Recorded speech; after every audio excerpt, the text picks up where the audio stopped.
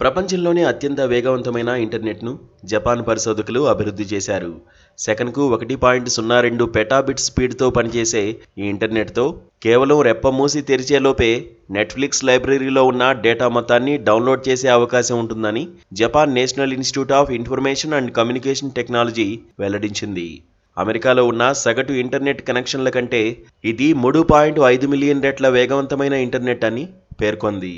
ఇక భారత్లోని సగటు ఇంటర్నెట్ స్పీడ్తో పోలిస్తే దీని బ్రౌజింగ్, డౌన్లోడింగ్ వేగం 16 మిలియన్ రెట్లు ఎక్కువని తెలిపింది. ఎన్ఐసిటిలోని photonic network laboratory team, Sumitomo electric and European పార్ట్నర్స్తో కలిసి జపాన్ ఈ ఇంటర్నెట్ను అభివృద్ధి చేసింది.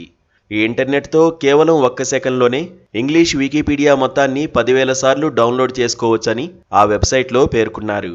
సాధారణంగా ఈ వికీపీడియా స్టోరేజీ 100 GB వరకు ఉంటుంది.